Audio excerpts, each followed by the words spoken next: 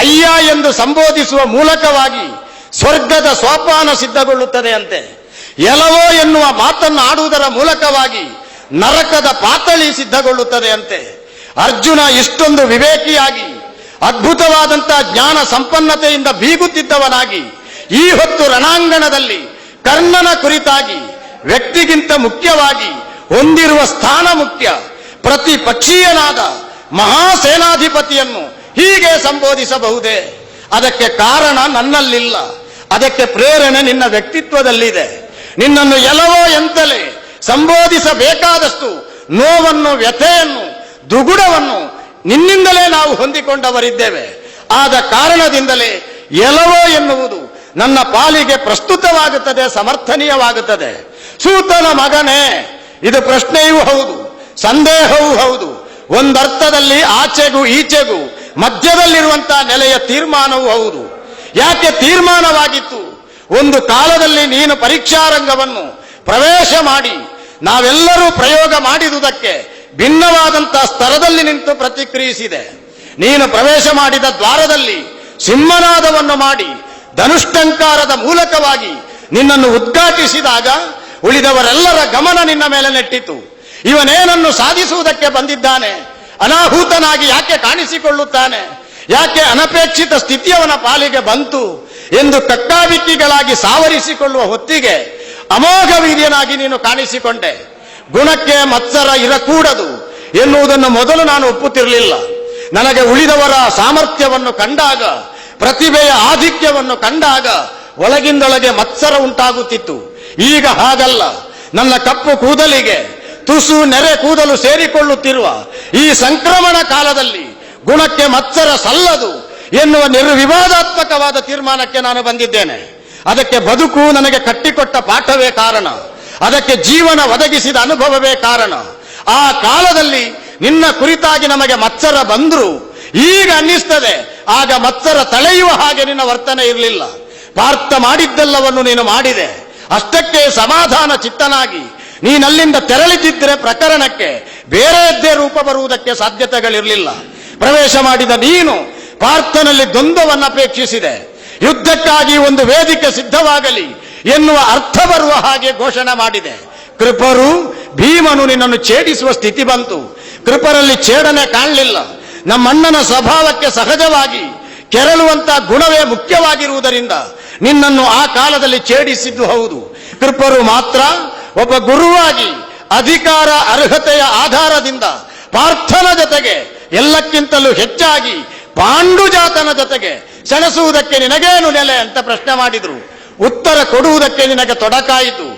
ಆಗ ನನಗೆ ಅನ್ನಿಸಿತ್ತು, ಇದೊಂದು ಪ್ರಕರಣ ಬೇರೊಂದು ರೂಪಕ್ಕೆ ಹೊರಳಿಕೊಂಡು ಯುದ್ಧವೇ ನಡೆಯುವುದಿದ್ರೆ ಇಷ್ಟನ್ನೂ ಏಕಾಂಗಿಯಾಗಿ ಮಾಡಿ ತೋರಿಸಿದ ಕರ್ಣನ ಮುಂದೆ ನನ್ನ ಕೈ ಸಾಗೀತೆ ಎನ್ನುವ ಹಾಗೂ ಒಂದು ಚಾಂಚಲ್ಯ ಪ್ರಾಯ ಆ ಕಾಲದಲ್ಲಿ ಕಂಡಿದ್ದಿರಬೇಕು. ಕಾಣದೆ ಹೋದರು ಕಂಡಿದೆ ಅಂತ ತರ್ಕಿಸಿದ್ರು ಸರಿಯೇ. ಯಾಕೆಂದ್ರೆ ಆ ಕಾಲದ ನೆನಪು ಈ ಕಾಲದ ಮತ್ತೊಂದು ಸ್ಥಿತಿಯಾಗಿ ಮಾರ್ಪಾಟು ಹೊಂದಿದ್ದು ಸತ್ಯವಷ್ಟೇ. ಹಾಗೆಂದು ನಮಗಿರುವ ಆಕ್ಷೇಪ ಒಂದೇ, ಆ ಕಾಲದಲ್ಲಿ ನೀನು ತೋರಿಸಿದ್ದನ್ನು ನೀನು ವಿವೇಕಿಯಾಗಿ ಆರೋಗ್ಯಪೂರ್ಣವಾದ ಸ್ಪರ್ಧೆಗೆ ಬಳಸಬಹುದಾಗಿತ್ತು. ನೀನದನ್ನು ಅನಾರೋಗ್ಯಪೂರ್ಣವಾದ ಒಂದು ಸ್ಥಿತಿಗೆ ಹೊರಳಿಸಿದೆ. ಪಾರ್ಥನ ಜೊತೆಗೆ ಹೋರಾಟವನ್ನು ಬಯಸುತ್ತೇನೆ, ನಮೇ ಯುಧಿಸಮೋಸ್ತಿ ಅಂತ ಘೋಷಣೆ ಮಾಡಿದೆ. ನನಗೆ ಈಗಲೂ ಆ ಪ್ರಶ್ನೆಗೆ ಉತ್ತರ ಸಿಕ್ಕುವುದಿಲ್ಲ. ಕಾರಣ ತಾವು ಗುರುಗಳ ಮುಖಾಂತರವಾಗಿ ಅವರನ್ನು ಶುಶ್ರೂಷೆ ಮಾಡಿ ಅನವರತ ಸೇವಿಸಿ ಭಕ್ತಿಯಿಂದ ಏನನ್ನು ಅಭ್ಯಾಸ ಮಾಡಿದ್ದೇವೋ ಅದನ್ನು ಪ್ರದರ್ಶನ ಮಾಡಿ ಗುರು ಹಿರಿಯರ ತಂದೆ ತಾಯಂದಿರ ಮನಸ್ಸನ್ನು ಮೆಚ್ಚಿಸುವಂತ ಕೆಲಸಕ್ಕೆ ಹೊರಟಾಗ ಆ ವೇದಿಕೆಯನ್ನು ನೀನು ಪ್ರಕ್ಷುಬ್ಧ ಸ್ಥಿತಿಗೆ ತಂದು ಉದ್ವೇಗದ ಸ್ಥಿತಿಗೆ ಹೊರಳಿಸಿ ಹೋರಾಟದ ಕಣವನ್ನಾಗಿ ಯಾಕೆ ಪರಿವರ್ತಿಸುವ ಮನಸ್ಸು ಮಾಡಿದೆಯೋ ಅರ್ಥವಾಗುವುದಿಲ್ಲ.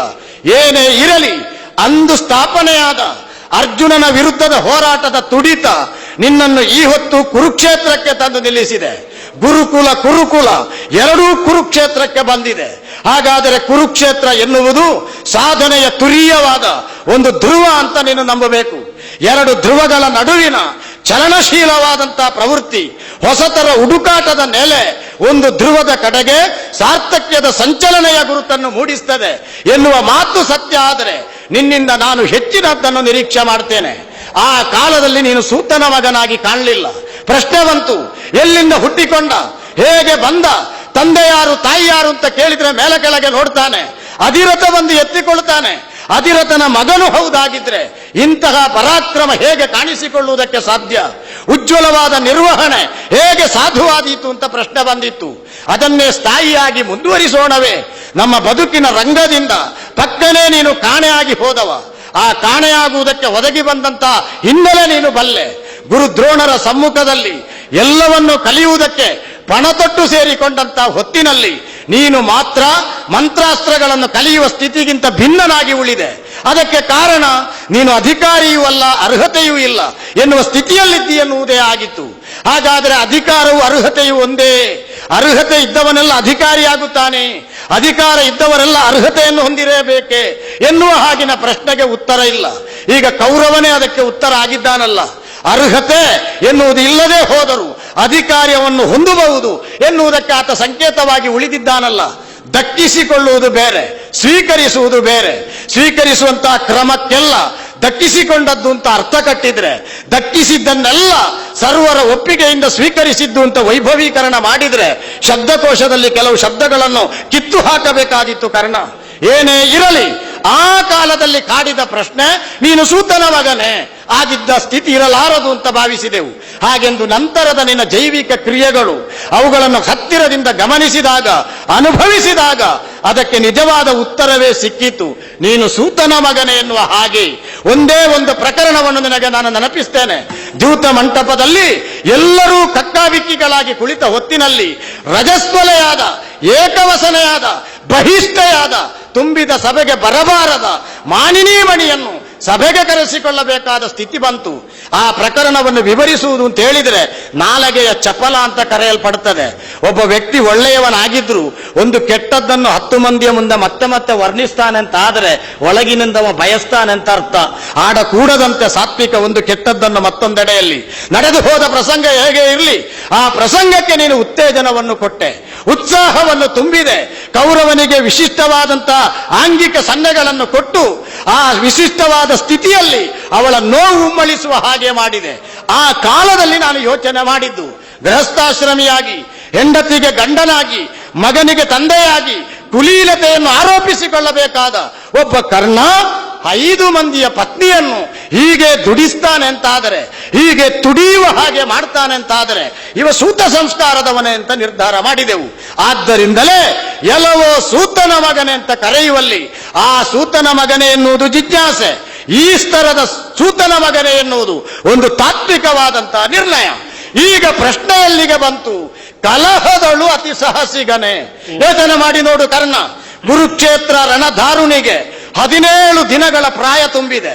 ಈ 17 ದಿನಗಳ ಪ್ರಾಯ ತುಂಬುತ್ತಿರುವ ಹೊತ್ತಿನಲ್ಲಿ 16 ದಿನಗಳ ಪ್ರಾಯವನ್ನು ನಾನು ತುಂಬಿಸಿಕೊಂಡಿದ್ದೇನೆ. 17ನೆಯ ದಿವಸದ ಪ್ರಾಯವನ್ನು ತುಂಬಿಸಿಕೊಳ್ಳುವ ಸನ್ನಾಹದಲ್ಲಿದ್ದೇನೆ.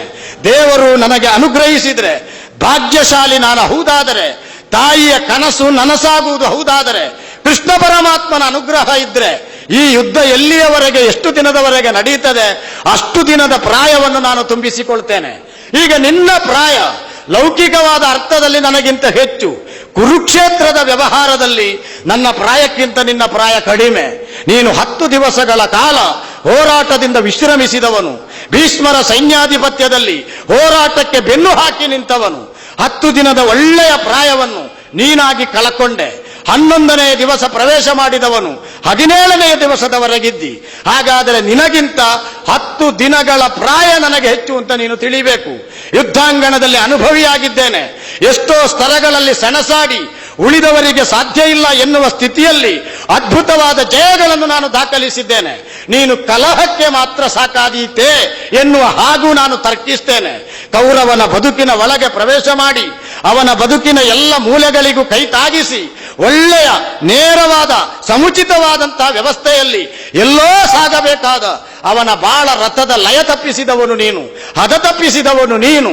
ನಿನ್ನೊಬ್ಬನನ್ನೇ ಬೆಟ್ಟು ಮಾಡಿ ತೋರಿಸುವುದಿಲ್ಲ ಕರ್ಣ. ನೀನು ಪ್ರವೇಶ ಮಾಡುವ ಮೊದಲೇ ನಮಗೂ ಕೌರವರಿಗೂ ಆಗದೆ ಹೋದದ್ದು ಸತ್ಯ. ಹಾಗೆಂದು ಆಗದೆ ಇರುವ ಬೆಂಕಿಯ ಜ್ವಾಲೆಗೆ ತೀವ್ರತೆಯನ್ನು ಆರೋಪಿಸಿದಂತ ಆಕ್ಷೇಪ, ಅಪವಾದ ನಿನ್ನ ಮೇಲೆ ಬರ್ತದೆ. ಹಾಗಾಗಿ ಕಲಹದಲ್ಲಿ ಮಾತ್ರ ನೀನು ಸಾಹಸಿಗ, ತಲೆಯನ್ನು ನೀಗಲಿಕಹುದು. ಇದು ನಿರ್ಣಯಾತ್ಮಕವಾಗಿ ನಮ್ಮ ಮುಂದೆ ನಿರೂಪಿತವಾಗಿದೆ. ಭೀಷ್ಮರ ಸೈನ್ಯಾಧಿಪತ್ಯಕ್ಕೆ ಹೊಣೆಗಾರಿಕೆ ಉಳ್ಳವನಾಗಿ ಹೆಗಲಿಗೆ ಹೆಗಲೆಣೆ ಎನಿಸಿ, ಹೆಗಲಿಗೆ ಹೆಗಲು ಒಣ ಎನಿಸಿ ನೀನೇನಾದರೂ ಹೋರಾಟಕ್ಕೆ ಬಂದಿದ್ರೆ ಪ್ರಾಯ ಜೀರ್ಣಿಸಿಕೊಳ್ಳುವುದಕ್ಕೆ ನಮಗೂ ಕಷ್ಟ ಆಗುತ್ತಿತ್ತು. ಹಾಗೆಂದು ಭೀಷ್ಮರ ಸೈನ್ಯಾಧಿಪತ್ಯದ ಅವಧಿಯಲ್ಲಿ ನೀನು ಕಾಣಿಸಲೇ ಇಲ್ಲ. ಯಾಕೆ ಕಾಣಿಸಲಿಲ್ಲ ಅಂತ ನಮ್ಮ ಪ್ರಶ್ನೆ ಇಲ್ಲ. ಹಾಗೆಂದು ಕಾಣಿಸದೆ ಇದ್ದದ್ದರಿಂದ ಪಾರ್ಥನ ದಿನಗಳ ಪ್ರಾಯ, ಕುರುಕ್ಷೇತ್ರದಲ್ಲಿ ಅವನು ಹೊಂದಿರುವ 17 ದಿನಗಳ ಅನುಭವ, ಅದಕ್ಕೆ ತುಲ್ಯವಾಗಿ ನಿಲ್ಲುವಂತ ಸ್ಥಿತಿಯಿಂದ ನೀನು ಬಾಹಿರನಾಗಿ ಹೋದೆ. ಸ್ವಯಂಕೃತವಾದಂತಹ ಅಪರಾಧದಿಂದ ನಿನ್ನ ವ್ಯಕ್ತಿತ್ವವೇ ಔಚಿತ್ಯಪೂರ್ಣವಾದ ನೆಲೆಯಲ್ಲಿ ಪ್ರಕಾಶಕ್ಕೆ ಬರಬೇಕಾದದ್ದು ನಿರ್ವಿಣ್ಣವಾಗಿ ಉಳಿಯಿತು. ನಿನ್ನಲ್ಲಿ ಗೊಂದಲ ಕಾಣ್ತೇನೆ, ನಾನು ದ್ವಂದ್ವಗಳನ್ನು ಕಾಣ್ತೇನೆ. ಭೀಷ್ಮರ ಕುರಿತಾಗಿಯೂ ನಿನಗೆ ಆಗ್ರಹ ಇತ್ತು, ದ್ರೋಣರ ಕುರಿತಾಗಿಯೂ ನಿನಗೆ ಆಗ್ರಹ ಇತ್ತು. ಸಭೆಯಲ್ಲಿ ಪ್ರತಿನಿತ್ಯವೂ ದ್ರೋಣರು ಮತ್ತು ಅಶ್ವತ್ಥಾಮರು ಸೂತನ ಮಗನೆ ಅಂತ ನಿನ್ನನ್ನು ಆಕ್ಷೇಪಿಸುತ್ತಿದ್ರು. ಆದರೂ ನಿನ್ನ ವ್ಯಕ್ತಿತ್ವದಲ್ಲಿ ಮಹತ್ತರ ದ್ವಂದ್ವ ಕಾಣ್ತದೆ. ಭೀಷ್ಮರ ಸೈನ್ಯಾಧಿಪತ್ಯದ ಅವಧಿಯಲ್ಲಿ ಪ್ರತಿಜ್ಞೆ ಮಾಡಿ ನೀನು ಹೊರಗೆ ನಿಂತೆ. ಹಾಗೆಂದು ದ್ರೋಣರು ಭೀಷ್ಮರಿಗಿಂತ ಹೆಚ್ಚು ಸಲ ಸೂತನ ಮಗನೆ ಅಂತ ನಿನ್ನನ್ನು ಕರೆದಿದ್ದಾರೆ. ಆದರೂ 11ನೇ ದಿವಸ ಕೌರವನಿಗೆ ನೀನು ಭರವಸೆ ಕೊಡುವುದಿಲ್ಲ. ಭೀಷ್ಮರ ತಲೆಯಿಂದ ಜಾರಿದ ಹೊಣೆಗಾರಿಕೆಯ ಕಿರೀಟಕ್ಕೆ ನಾನು ತಲೆ ಕೊಡುತ್ತೇನೆ, ಕೊಡುಜೀಯ ನನಗೆ, ಕುರುಕುಲದ ಮತ್ತವಾರಣ ನಾನು ಅಂತ ಆಡಿದವನಲ್ವೇ, 4 ದಿವಸದಲ್ಲಿ ಯುದ್ಧ ಮುಗಿಸ್ತೇನೆ ಅಂತ ಆಶ್ವಾಸನೆ ಕೊಟ್ಟಂತ ಸ್ವಾಮಿನಿಷ್ಠನಲ್ವೇ, ನೀನು ತಲೆ ಕೊಡಬೇಕಿತ್ತು ಕಿರೀಟಕ್ಕೆ. ಹಾಗೆಂದು ನೀನು 1000 ಸಲ ಸೂತನ ಮಗನೆ ಅಂತ ಬೈದಿರುವ, ಆಕ್ಷೇಪಿಸಿರುವ ದ್ರೋಣರ ತಲೆಗೆ ಕಿರೀಟ ಇಡುತ್ತಿ. ನೀನು ಅರ್ಥ ಮಾಡಿಕೊಳ್ಳುವುದಕ್ಕೆ ಹೊರಟ್ರೆ ಅರ್ಥವಾಗದ, ಒಡೆಯಲಾಗದ ಒಗಟಾಗುತ್ತಿ. ನೀನು ಸರಳ ಅಂತ ಭಾವಿಸಿದ್ರೆ ಅದೇ ನೆಲೆಯಿಂದ ಹೊರಟ್ರೆ ಉತ್ತರದ ಕೊನೆಗೆ ನೀನು ಪ್ರಶ್ನೆಯಾಗಿ ಉಳಿಯಿತಿ. ಹಾಗೆಂದು ಕರ್ಣ ಏನೂ ಅಲ್ಲ, ಒಮ್ಮೆಲೆ ತೀರ್ಮಾನ ಮಾಡೋಣವೇ. ದೃಷ್ಟದ್ಯುಮ್ನಾನಿಗಳನ್ನು ನೀನು ಬೀಳಿಸಿದ ಪರಿ ಅದ್ಭುತವಾದಂತ ವೈಖರಿಯೇ ಹೌದು. ಆದ್ದರಿಂದ ಎಲ್ಲವೋ ಸೂತನ ಮಗನೇ, ಹೌದಾ ಅಲ್ವೋ ಅಂತ ನಿರ್ಣಯ ನೀನು ಹೇಳಿದ್ರೆ ಸಾಕು. ಅದು ನನಗೇನು ಸಾಧಕವೂ ಅಲ್ಲ, ಬಾಧಕವೂ ಅಲ್ಲ. ಕಲಹದಳು ನೀನು ಅತಿ ಸಾಹಸಿಗನೇ. ಈಗ ಒಂದು ನಿರ್ಣಯಕ್ಕೆ ನಾನು ಬದ್ಧನಾಗಿದ್ದೇನೆ, ತಲೆಯನ್ನು ನೀಗಲಿಕ್ಕಹುದೇ. ಯಾಕೆಂದ್ರೆ ಕೆಲವು ಕಾರ್ಯಗಳು ಆಕಸ್ಮಿಕವಾಗಿ ನಡೆದ್ರೆ ಚಂದ, ಕೆಲವು ಕಾರ್ಯಕ್ರಮ ಪೂರ್ವ ನಿಯೋಜಿತವಾಗಿ ನಡೆದ್ರೆ ಚಂದ. ಪೂರ್ವ ನಿಯೋಜಿತವಾಗಿ ಒಂದು ಕಾರ್ಯಕ್ರಮ ನಡೆದ್ರೆ ಇಂಥ ದಿನ, ಇಂಥ ಮುಹೂರ್ತದಲ್ಲಿ, ಇಂಥ ವೇದಿಕೆಯಲ್ಲಿ ಹೀಗೆ ನಡೆಯುತ್ತದೆ ಅಂತ ಹೇಳಲ್ಪಡುತ್ತದೆ. ಆಕಸ್ಮಿಕ ಹಾಗಲ್ಲ. ಬದುಕಿನ ಪಥದಲ್ಲಿ ಯಾರ್ಯಾರು ಅಪರಿಚಿತರಾದವರು ಹೆಗಲಿಗೆ ಕೈ ಸೇರಿಸಿ ಒಂದಾಗಿ ಬದುಕಿ ಹೊಸ ಅನುಭವ ಕೊಡುವುದಕ್ಕೆ ಸಾಧ್ಯವಾಗುತ್ತದೆ. ಈಗ ನನ್ನದು ನಿನ್ನದು ಆಕಸ್ಮಿಕವಾದ ಭೇಟಿಯಲ್ಲ. ಆ ಸಣ್ಣ ಪ್ರಾಯದಲ್ಲೇ ರಂಗಭೂಮಿಯಲ್ಲಿ ನಿರ್ಣಯ ಮಾಡಿದ್ದೇವೆ. ರಣರಂಗದಲ್ಲಿ ಈ ಪ್ರಶ್ನೆಗೆ ಸಾರ್ವಕಾಲಿಕವಾದ ಉತ್ತರವನ್ನು ಕೊಡುತ್ತೇವೆ ಎನ್ನುವ ಹಾಗೆ.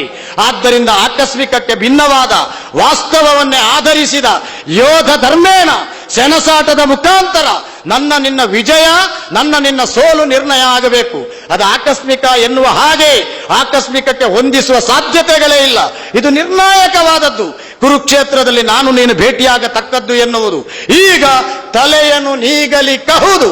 ಈ ನಿರ್ಣಯವನ್ನು ನಾನು ಮಂಡಿಸುವುದಕ್ಕೆ ಒಂದು ನೆಲೆಯನ್ನು ಕಲ್ಪಿಸ್ತೇನೆ. ಮೇನ್ ಹೇಗೆ? ಬೇರೆ ನೀನು ಬಿಟ್ಟು ಹೋಗುವುದಲ್ಲ, ಯುದ್ಧಕ್ಕಾಗಿ ಮತ್ತೊಂದು ರೂಪದಿಂದ ಮತ್ತೊಬ್ಬರನ್ನು ಸೇರಿಸಿಕೊಂಡು ಬರುವುದಲ್ಲ.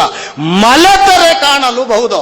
ಪಾರ್ಥನ ಮುಂದೆ ಮಲೆತ್ರೆ ಆ ಮಲೆಯುವಿಕೆಗೆ ಸಾರ್ಥಕ್ಯವನ್ನು ಕೊಡುವುದಕ್ಕೆ ಸಾಧ್ಯವಾದರೆ ನಿನ್ನ ಬದುಕಿನಲ್ಲಿ ಒಗಟಾದ, ಉಳಿದವರಿಗೆ ರಹಸ್ಯವಾದ ಎಲ್ಲ ಪ್ರಶ್ನೆಗಳಿಗೆ ನೀನು ಉತ್ತರ ಕೊಡುವುದಕ್ಕೆ ಬರ್ತದೆ.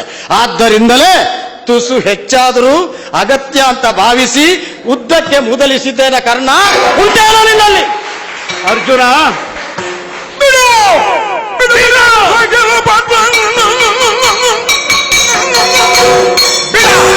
ಅರ್ಜುನ, ಕರ್ಣ ಮಳೆಗಾಲದಲ್ಲಿ ಅಬ್ಬರಿಸಿ ಹರಿಯುವ ನದಿಯ ಹಾಗೆ ವಾಕ್ಪ್ರವಾಹವನ್ನು ನೀನು ಸುರಿಸಿದ್ದಿ. ನಾನು ಸುಮ್ಮನೆ ಕುಳಿತದ್ದು ಯಾಕೆ? ಮಾತಾಡಿಯೇ ನಿನ್ನ ಪ್ರಾಣಶಕ್ತಿ ಕಡಿಮೆ ಆಗಲಿ. ಯಾಕೆಂದ್ರೆ ಇದು ಯುದ್ಧ ಅಂತ ನನಗೆ ಅನ್ಪಟ್ಟು. ಯುದ್ಧದಲ್ಲಿ ಬಂದಂತಹ ಪ್ರತಿಯೋಧ ನನ್ನ ಮೇಲೆ ಆಕ್ರಮಿಸುವುದಕ್ಕೆ ಯಾವೆಲ್ಲ ತಂತ್ರ ಬಳಸ್ತಾನೆ, ಆ ತಂತ್ರ ಎಲ್ಲ ಬಳಸಲು ಪಡಲಿ ಅಂತಲೇ ಕುಳಿತದ್ದು. ನೀನು ಸಾಯಕವನ್ನ ಬಿಡುವುದಕ್ಕೆ ಬರ್ತೀ ಅಂತ ನಾನು ಭಾವಿಸಿದ್ದು. ಆದರೆ ಸಾಯಕವನ್ನ ಬಿಡ್ಲಿಲ್ಲ, ನೀನು ಮಾತನ್ನೇ ಬಿಟ್ಟಿದ್ದಿ. ಎರಡು ಅರ್ಥದಲ್ಲಿ ಗಮನಿಸಬೇಕು. ಆಡಬೇಕಾದ ಮಾತನ್ನ ಆಡದೆ, ಆಡಬಾರದ ಮಾತುಗಳನ್ನ ನೀನು ಆಡಿದ್ರಿಂದ ನೀನು ಮಾತನ್ನ ಬಿಟ್ಟಿದ್ದಿ. ಅದು ಗ್ರಹಿಸಬೇಕಾದ ವಿಷಯ. ಸಂಬೋಧನೆಗೆ ತೊಡಗುವಾಗ ಎಲ್ಲವೋ ಸೂತನ ಮಗನೇ, ಅರ್ಜುನ, ನಿನಗೆ ನಾನು ಯಾರು ಅಂತ ಗೊತ್ತಿದೆಯೋ ಇಲ್ವೋ ನನಗೆ ಗೊತ್ತಿಲ್ಲ. ಆ. ಆದರೆ ನನಗೆ ಮಾತ್ರ ನೀನು ಯಾರು ಅಂತ ಗೊತ್ತು. ಓಹೋ. ಆದ್ದರಿಂದ ನಿನ್ನ ಹಾಗೆ ಎಲ್ಲವೋ ಅಂತ ಹೇಳಲಿಕ್ಕೆ ಸಾಧ್ಯ ಇಲ್ಲ. ಆ. ನಿನಗೆ ವಿವೇಚನೆ ಕಡಿಮೆ ಅಂತಲ್ಲ, ಆ.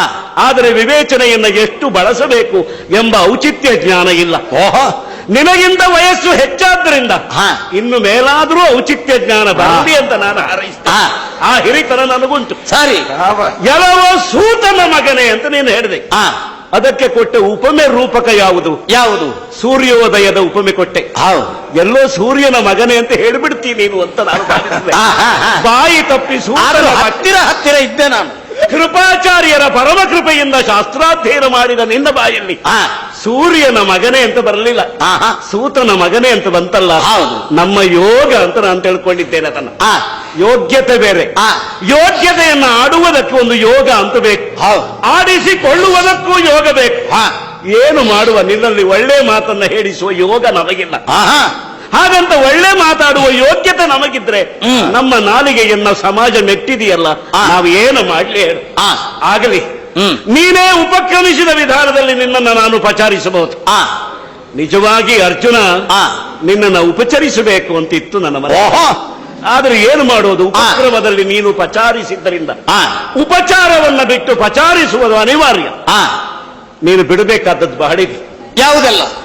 ಒಬ್ಬ ಸಭೆಯಲ್ಲಿ ಆ. ನಿರಂತರವಾಗಿ ಮಾತಾಡ್ತಾನೆ.